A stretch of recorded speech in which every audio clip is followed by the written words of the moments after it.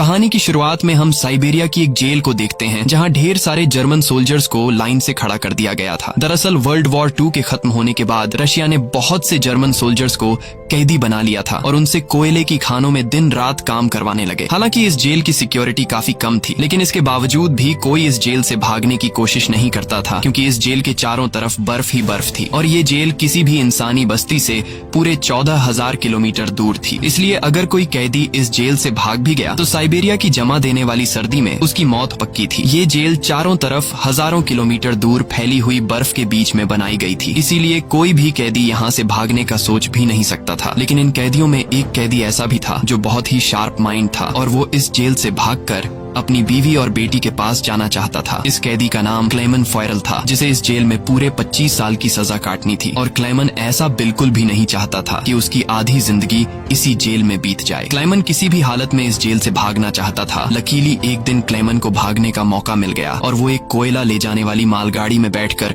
इस जेल से भाग निकला। अब जेल के बाहर जब उसने खुले आसमान में सितारों को देखा तो वो खुशी से झूम उठा, लेकिन ये खुशी कुछ ही देर की मेहमान थी। थोड़ी दूर चलने के बाद उस मालगाड़ी को रोक दिया गया और जब क्लेमन ने बाहर झांक कर देखा तो एक रशियन सोल्जर बंदूक ताने उसके सामने खड़ा था। बदकिस्मती से यहाँ क्लेमन पकड़ा गया और जेल से भागने के जुर्म में उसे एक ओपन एयर सेल में बंद कर दिया गया। सर्दी बहुत ज्यादा थी और रात में होने वाली बारिश ने क्लेमन की हालत खराब कर दी थी। उस सेल में क्लेमन को कुछ घंटों के लिए नहीं बल्कि पूरे 2 दिनों तक रखा गया। अब पूरे 2 दिन बाद अगली सुबह जेल का वार्डन उसके पास आया और उसे सेल से बाहर निकालकर उससे कुछ भी टॉर्चर नहीं किया गया। बस सिर्फ ये बोला कि तुम्हारे साथी बेसब्री से तुम्हारा इंतजार कर रहे हैं। अब जब क्लेमन अपने साथियों से मिला तो वो सब लाठियां और डंडे लेकर उसका इंतजार कर रहे थे। वो सब क्लेमन पर बहुत गुस्सा थे, क्योंकि क्लेमन के भागने की वजह से उन सबको पिछले 2 दिनों से भूखा रखा गया था। और क्लेमन को अब वार्डन की बात समझ में आ गई कि उसने क्यों कहा था कि तुम्हारे साथी तुम्हारा इंतजार कर रहे हैं। अब क्लेमन को देखते ही बाकी कैदियों ने उस पर हमला कर दिया और उसे बहुत बुरी तरह से मारा। इस मारपीट में क्लेमन इतना जख्मी हो गया कि उसे जेल के हॉस्पिटल में एडमिट करना पड़ा। इस जेल का डॉक्टर भी एक जर्मन कैदी था। जैसे ही क्लेमन होश में आया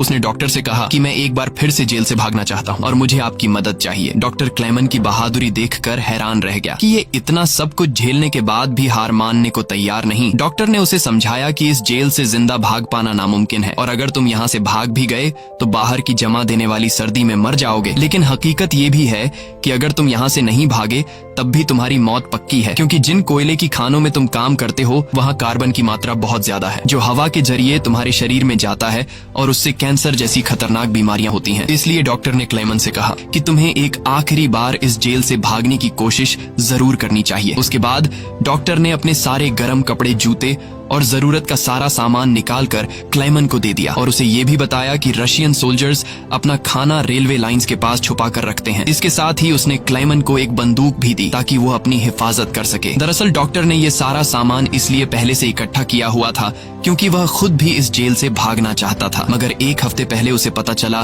कि वह कैंसर का मरीज है और उसके पास 1 महीने से ज्यादा वक्त नहीं है। अब उसने क्लेमन को एक लंच बॉक्स दिया और कहा कि अगर तुम जिंदा बच गए तो मेरी फैमिली तक ये लंच बॉक्स पहुंचा देना और कहना कि मैं इस दुनिया में अब नहीं रहा। यहाँ एक बार फिर से रात के अंधेरे में क्लेमन दोबारा भाग निकला और इस बार उसने मालगाड़ी की बजाय पैदल चलने का फैसला किया। वो पूरी रात पैदल चलने के बाद सुबह भी चलता रहता है, क्योंकि उसे डर रहता है कि कहीं रशियन सोल्जर उसे पकड़ न ले। अब जब सुबह वार्डन को पता चला कि क्लेमन जेल से फरार हो चुका है तो वो सीधा डॉक्टर से पूछताछ करने उसके कमरे में पहुंचा। लेकिन उसके पहुंचने से पहले ही डॉक्टर ने अपनी जान ले ली थी, क्योंकि उसे पता था कि क्लेमन के भागने की खबर सुनने के बाद वार्डन मुझे बहुत तड़पा तड़पा कर मारेगा। इसके बाद वार्डन ने कई रशिया सिपाहियों को क्लेमन की तलाश में भेजा और उसे जिंदा पकड़कर वापस लाने का हुक्म दिया। लेकिन कई दिनों की तलाश के बाद भी उसे क्लेमन का कोई पता न चल सका। क्लेमन की खुशकिस्मती ये थी कि बर्फबारी स्टार्ट होने की वजह से उसके पैरों के निशान मिटते जा रहे थे, जिससे क्लेमन को ढूंढना मुश्किल पड़ रहा था। अब सबको लगने लगा कि क्लेमन इस सर्दी में जमकर मर चुका होगा, मगर वार्डन मानने को तैयार नहीं था, क्योंकि वार्डन जानता था कि क्लेमन बहुत स्ट्रॉन्ग है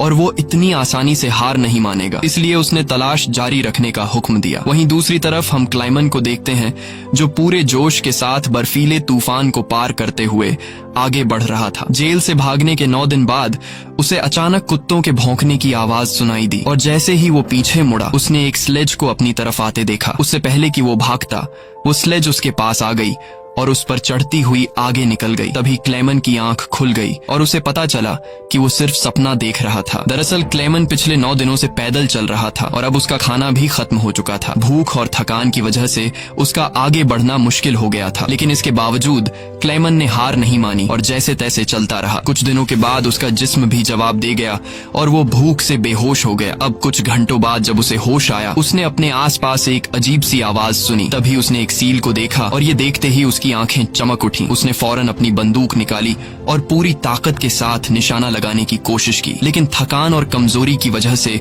उसका निशाना गलत हो गया और वो सील वहां से भागने लगी। क्लेमन, जिसे कई दिनों बाद जिंदा रहने की एक छोटी सी उम्मीद मिली थी, वो इस उम्मीद को हाथ से नहीं जाने दे सकता था। क्लेमन फौरन उसके पीछे दौड़ा, लेकिन दौड़ते वक्त क्लेमन बर्फ टूटने की वजह से पानी में गिर जाता है, जिससे उसके पैर में चोट आ जाती है। लेकिन जख्मी होने के बावजूद वो सील का पीछा करने लगा। क्लेमन जैसे ही गोली चलाने वाला था, वो सील एक चट्टान के पीछे छिप गई। क्लेमन और आगे बढ़ता है और सील को दोबारा देख लेता है। उससे पहले कि वो पानी में जाती, क्लेमन ने अपनी आखिरी गोली चलाई और खुशकिस्मती से वो गोली उसे लग गई। ये देखकर क्लेमन खुशी से झूम उठा, क्योंकि अब सफर के दौरान उसे खाने की फिक्र नहीं थी। कई दिनों के बाद क्लेमन ने पेट भर कर खाना खाया और थोड़ा आराम करके अपना सफर जारी रखा। अब इतने लंबे सफर में क्लेमन बिल्कुल अकेला था और उसके चारों तरफ बर्फ के अलावा कुछ भी न था। इस माहौल में उसकी दिमागी हालत खराब हो सकती थी, इसलिए वो खुद से बातें करता और पॉजिटिव बातें कहकर खुद को आगे बढ़ने के लिए मोटिवेट करता। इसके साथ ही वो हर वक्त कैंपस के जरिए अपने रास्ते को देखता है, ताकि वो इस बर्फीली वादी में कहीं खो न जाए। इसी तरह दिन गुजरते गए और फिर महीने, लगातार 2 महीने चलने के बाद क्लेमन को इस बर्फीले मैदान में एक छोटा सा पेड़ दिखाई दिया। इस पेड़ को देखकर क्लेमन इतना खुश हुआ कि जैसे उसे कोई खजाना मिल गया हो, और वो भागकर उस पेड़ को गले लगा लेता है। दरअसल ये पेड़ इस बात की निशानी थी कि क्लेमन लगातार 2 महीने चलने के बाद अब ये बर्फीला मैदान क्रॉस कर चुका है और आगे जंगल शुरू होने वाला है। थोड़ा ही आगे चलने के बाद ठीक वैसा ही हुआ जैसा उसने सोचा था। अब यहाँ से जंगल शुरू होने वाला था। बर्फ का इलाका खत्म हो रहा था। वो जंगल में बहुत खुश था। वो लकड़ियां इकट्ठा करके आग जलाता है और कई महीनों बाद पहली बार सुकून से सो जाता है। पर अगला दिन उसके लिए सुकून का था या नहीं, ये कोई नहीं जानता। दूसरी तरफ हम वार्डन को देखते हैं, जो अब भी क्लेमन की तलाश में था और उसने अपनी सर्च पार्टी को हुक्म दिया कि वो 500 किलोमीटर के दायरे में क्लेमन की तलाश करें। वहीं क्लेमन एक जंगल से होता हुआ आगे बढ़ रहा था कि अचानक वहाँ एक बर्फीला तूफान आ गया। ये तूफान इतना तेज था कि बड़े बड़े पेड़ भी जमीन से उखड़कर गिरने लगे। क्लेमन जैसे ही आगे बढ़ने की कोशिश करता है, एक बड़ा सा पेड़ सीधा उस पर गिर जाता है। क्लेमन की किस्मत अच्छी थी कि शाम में 2 आदमी यहाँ से गुजरे जो सोने की तलाश में थे। उन्होंने क्लेमन को देख लिया और वक्त पर उसकी जान बचा ली। उसके बाद ये तीनों एक साथ आगे बढ़े और कई दिनों के सफर के बाद बर्फीले मैदान से बाहर निकल आए। रास्ते में उन्हें एक दरिया मिला, जिसे पार करने के लिए उन्होंने लकड़ी की एक कश्ती बनाई। दरिया पार करते वक्त वह आपस में बातें करने लगे और एक दूसरे को बचपन के किस्से सुनाने लगे। लेकिन इसी बीच दरिया का बहाव तेज हो गया और कश्ती काबू से बाहर होने लगी। ऐसे में एक साथी का तवाजुन बिगड़ गया और वह सीधा पानी में जा गिरा।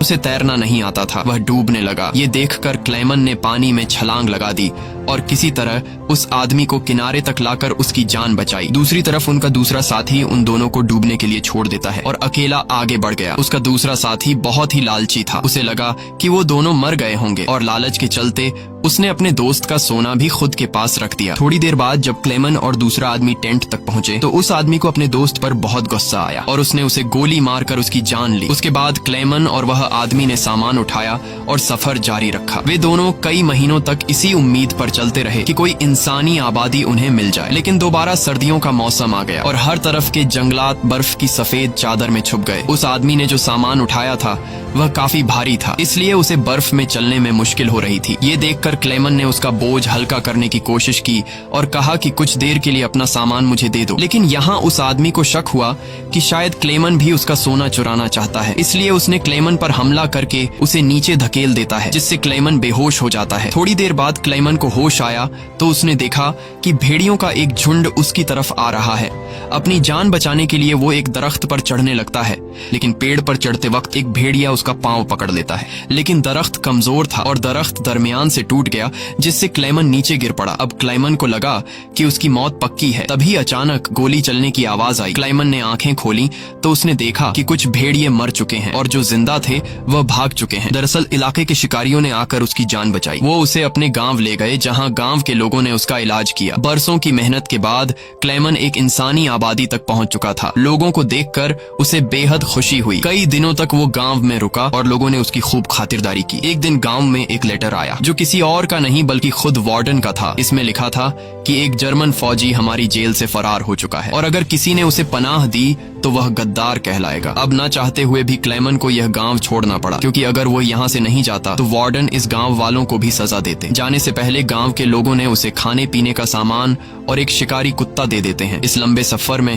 अब क्लेमन का एक साथी भी बन गया है, इसलिए अब उसे अकेलापन महसूस नहीं हो रहा था। वे दोनों कई दिनों तक चलते रहे। रास्ते में उन्हें एक लकड़ी की फैक्ट्री नजर आई और कुत्ता खाने की तलाश में उसकी तरफ दौड़ा। अब क्लेमन अपने कुत्ते को बचाने के लिए मिल के अंदर गया। वहाँ वर्करों ने क्लेमन को पहचान लिया और उसे मालिक के पास ले गए। वहां जाकर क्लेमन ने मालिक को अपनी पूरी कहानी सुनाई, जिससे सबको क्लेमन पर तरस आया। उन्होंने उसे खाना खिलाया और जर्मनी जाने वाली ट्रेन में बिठा दिया। क्लेमन खुश था कि वह जल्द अपने घर पहुंच जाएगा, लेकिन वो नहीं जानता था कि मिल के मालिक ने उसकी खबर वार्डन को दे दी है। अब वार्डन अपने सिपाहियों के साथ स्टेशन पर उसका इंतजार कर रहा था, लेकिन स्टेशन पहुंचने से पहले क्लेमन ने दूर से रशियन सोल्जर्स को देख लिया और मौका मिलते ही ट्रेन से कूदकर भाग निकला। मगर बदकिस्मती से रशियन सिपाहियों ने उसे देख लिया और उसका पीछा करने लगे। क्लेमन ने जल्दी से पटरियां पार की, लेकिन अचानक न जाने वार्डन कहां से सामने आ गया। ये देखकर क्लेमन का दिल घबरा गया, क्योंकि अब उसे लगा कि उसकी बरसों की मेहनत जाया हो गई। अब इससे पहले कि वार्डन उसे गिरफ्तार करता, क्लेमन के कुत्ते ने वार्डन पर हमला करके उसे काट लिया और यूं एक बार फिर से क्लेमन को भागने का मौका मिल गया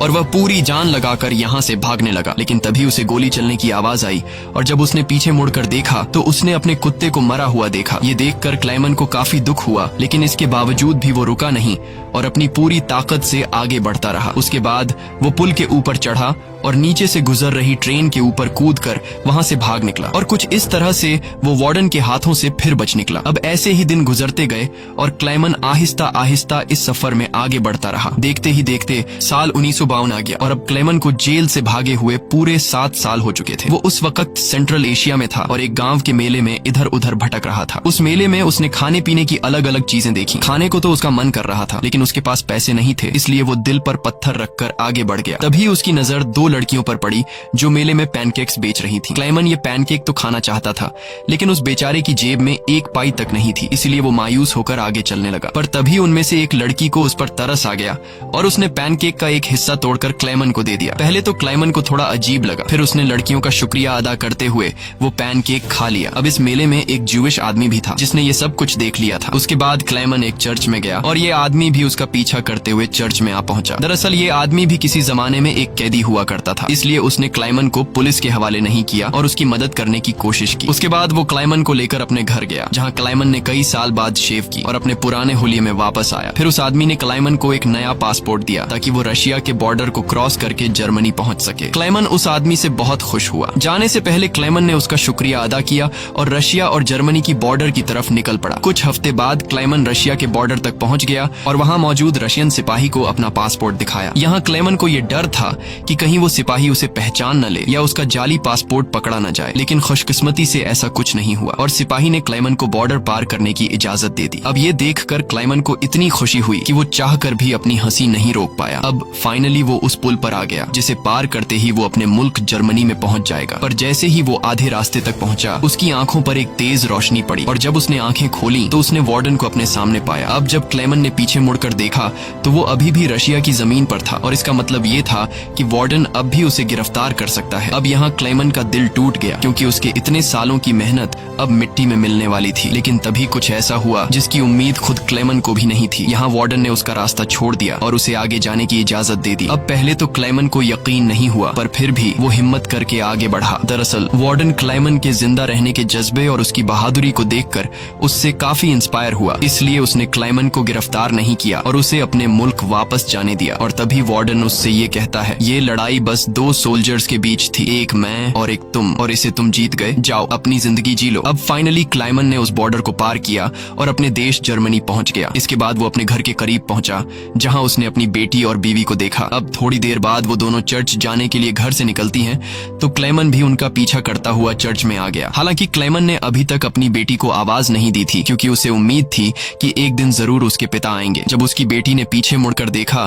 तो उसने अपने पिता को पहचान लिया और दौड़कर अपने पिता को गले से लगा लिया। अब इतने सालों बाद क्लेमन को जिंदा देखकर उसकी वाइफ की खुशी का तो कोई ठिकाना नहीं था। फाइनली उन तीनों ने एक दूसरे को गले लगाया और इसी के साथ सच्ची कहानी पर बनाई गई ये फिल्म यहाँ पर खत्म हो गई। उम्मीद है आपको आज की कहानी पसंद आई हो। अगर आपको ये वीडियो अच्छी लगी हो तो इसे लाइक कर देना और चैनल को सब्सक्राइब कर